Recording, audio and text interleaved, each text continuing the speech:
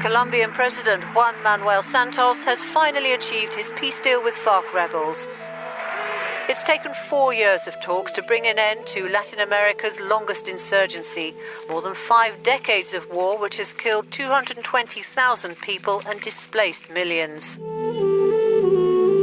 In 2016, the Colombian government and the FARC signed a peace agreement, ending half a century of conflict.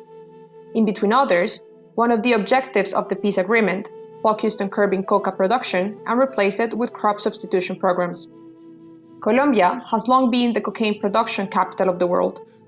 The FARC saw the financial benefits of the illicit trade either through direct involvement or taxation on farmers.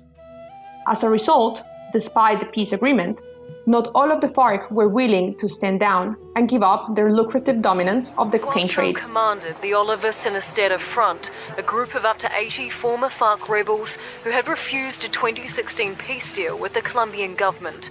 They continued to traffic cocaine and fight security forces. In southwest Colombia, there is a region called Cauca.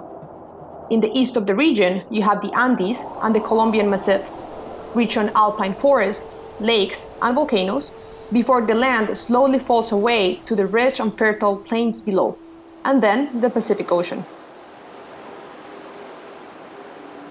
And it's in Cauca where you find the Huellas indigenous reserve. At just 28 years old, Edwin Gregorio Dagua Ipia, the human rights defender, had risen quickly through the ranks within the NASA indigenous community and became a governor, one of 6 running the Huellas indigenous reserve. It was here where Dagua made a stand against drug trafficking and illegal mining, and hence against those trying to grow coca and marijuana within indigenous NASA territories. It was here that Dagua stood up to the presence of illegal armed groups in the region. It was here that Dagua became a target.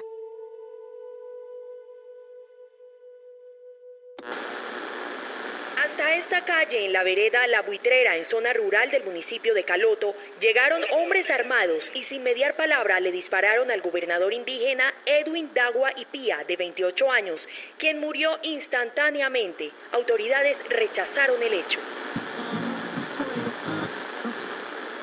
An indigenous leader in Colombia's Cauca department has been assassinated. NASA Edwin Dagua Ipia was the traditional authority of the Huellas Caloto indigenous community. He's the 36th indigenous person murdered since August 7th of this year.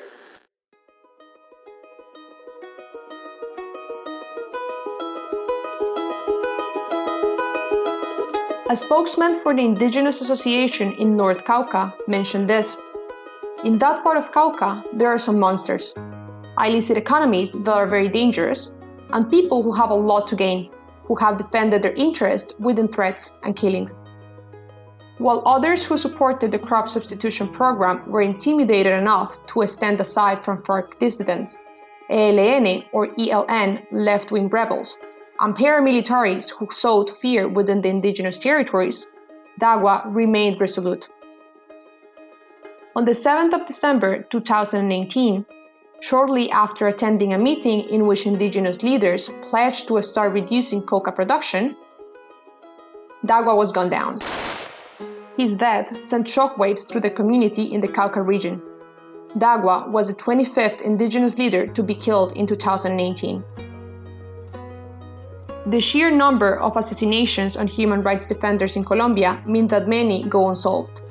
They could be any of 7 different criminal groups, dissident rebels, paramilitaries, and other armed gangs fighting to control this land for the lucrative cultivation of coca crops. But in Dagua's case, the attackers, 6 dissident FARC members, were caught and later sentenced to 40 years in prison.